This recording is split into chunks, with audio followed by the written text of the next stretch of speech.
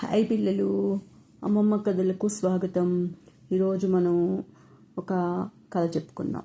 ఏంటంటే అది చీమ చిలుక పాయసము. ఇది కూడా పాత చందమామ కథ అన్నమాట. అనగనగా ఒక చీమ ఒక చిలుక ఉండేవారు. వాళ్ళిద్దరికి ఎంతో స్నేహం అన్నమాట. ఒకనాడు వాళ్ళిద్దరు ఏమనుకుంటారు, మనం ఈరోజు పాయసం వండుకొని తిందాము అని అనుకుంటారు అనమాట. అనుకుని చీమ ఏం చేస్తుంది, బియ్యపు నూకలు పంచదార తీసుకొస్తుంది. చిలక ఏం చేస్తుంది, కట్టె పుల్లలు వండుకోవటానికి గిన్నె నిప్పు అట్లాంటివి చిలుక తీసుకొస్తుంది. చీమ ఏమో నిప్పు అంటిస్తుంది అనమాట, చిలక పొయ్యి ఊదుతుంది. ఆ విధంగా వాళ్ళు పాయసం తయారు చేసుకుంటారు. తయారు చేసుకుని తర్వాత ఏమవుతుంది, చీమకి చాలా తొందర ఎక్కువ కదా, అదేం చేస్తుంది, గబగబా ఆ గిన్నె ఎక్కేసేసి పాయసం తిందాం అనుకుని ఇలా గిన్నె ఎక్కి లోపలికి ఇలా అనేటప్పటికీ అందులో పడి చచ్చిపోతుంది అనమాట. పాపం ఆ గిన్నెలో పడి. చిలుక కూడా ఏం చేస్తుంది, ఆప్త్రంగా గబగబా పాయసం తాగాలి అని చెప్పి ముక్కు ఆ పాయసంలో ముంచేటప్పటికి ఇంకేముంది, కాలుతూ ఉంటుంది కదా, వేడివేడిగా ఉంది కదా పాయసం, దాని ముక్కు కాలిపోయి చుర్రుమని మంట పుడుతుంది అనమాట. మంట పుడేటప్పటికి అది కుర్రో మర్రో అంటూ ముక్కు ఇట్లా ఇట్లా విదిలించుకుంటూ ఆ పక్కనే ఉన్న రావి చెట్టు మీదకు పోయి కూర్చుంటుంది అనమాట.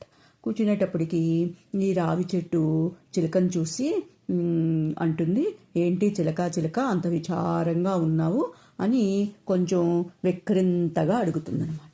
అడిగేటప్పటికి చిలుకకి విసిగేస్తుంది. అంటే పాపం ఓ పక్కేమో ముక్కు మండిపోతోంది, వేడికి కాలిపోయింది కదా, మండుతోంది. ఇలాగా ఈ రావి చెట్టు అలా ఎగతాళిగా అడిగేసేటప్పటికి దానికి ఇంకా పాపం విసుగ్గా ఉంటుందన్నమాట.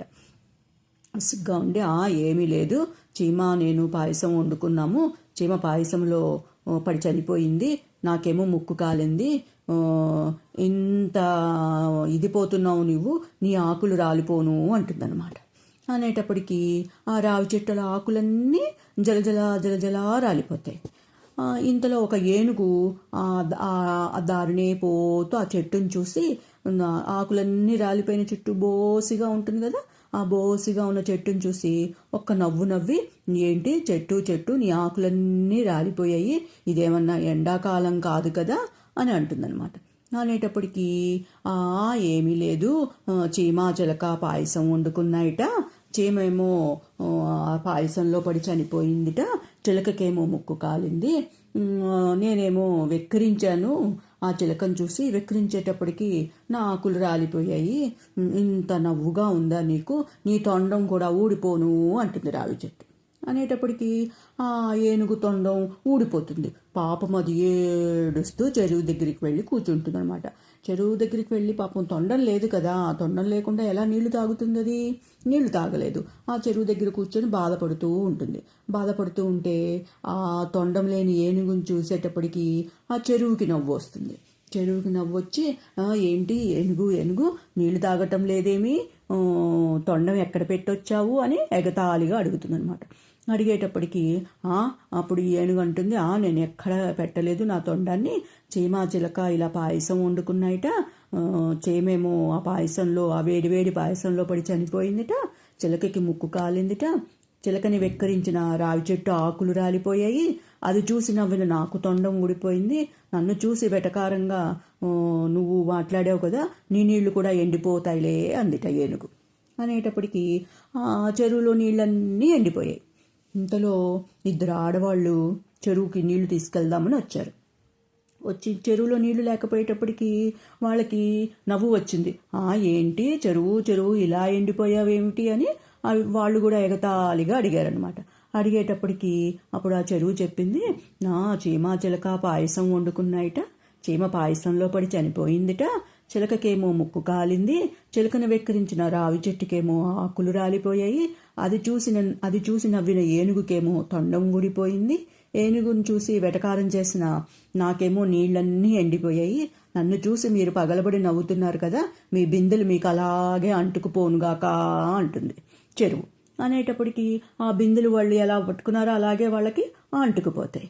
ఇంతలో ఇంకొక మనిషి అటు కావిడి వేసుకుని నీళ్లు తీసుకెళ్దామని చెరువు దగ్గరికి వస్తాడు.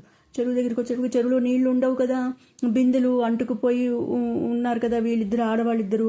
వాళ్ళని చూసి అతను పాపం ఇదేంటి ఇలా అయిపోయాయని చాలా మంచిగానే అడుగుతాడు. ఏమమ్మా బిందెలు అట్లా అంటుకుపోయాయి ఎందుకు మీకు, నాకు ఊరికే తెలుసుకోవాలనిపించి అడుగుతున్నాను, ఏమైంది చెప్పండి అంటాడనమాట అతను.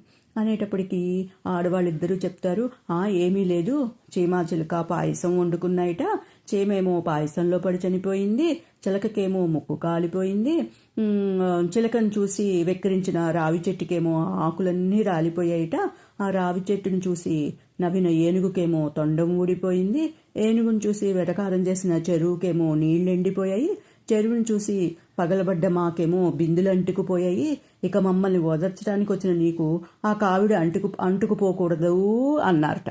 అనేటప్పటికీ అంటే వాళ్ళకి ఇంకా కడుపు మండిపోతుంది అనమాట. ఇలాగ అయిపోయినందుకు, ఆ బిందులు అంటుకుపోయినందుకు వాళ్ళకి చాలా కోపంగా ఉందన్నమాట. అలా అంటూ ఉండగానే ఈ అబ్బాయి ఏం చేస్తాడు, ఆ కావిడి తీసుకొచ్చిన అబ్బాయి ఆ కావిడిని కింద పారేస్తాడనమాట. కింద పారేసేటప్పటికి వాళ్ళకి భుజాల మీద ఉన్న బిందులు ఉంటాయి కదా, ఆడవాళ్ళకి భుజాల మీద ఉన్న బిందులు కూడా అక్కడ అంటుకుపోయాయి కదా, అవి ఊడిపోతాయి. చెరువుకి నీళ్లు వచ్చేస్తాయి, ఏనుగుకి తొండం వచ్చేస్తుంది, చెట్టుకి ఆకులు వచ్చేస్తాయి, చిలకకి ముక్కు బాగైపోతుంది, చీమ కూడా బతికిపోతుంది అనమాట. అందరూ ఆనందంతో ఆ రోజు పాయసం తాగుతారనమాట. అంటే ఎవరినైనా మనం చూసి ఎక్కిరించామనుకోండి, అది మనకే చెడు చేస్తుందనమాట. ఆ కావిడి మోసుకొచ్చిన అతను వెక్కిరించలేదు, ఎగతాళి చేయలేదు, కొంచెం బాధగా విచారంగా వాళ్ళను చూసి ఎందుకమ్మా అలా అయిపోయింది, అలా అంటుకుపోయాయి బిందులు అని అడిగాడు. అంతేగాని అతను ఏమి ఎగతాళి చేయలేదు కదా.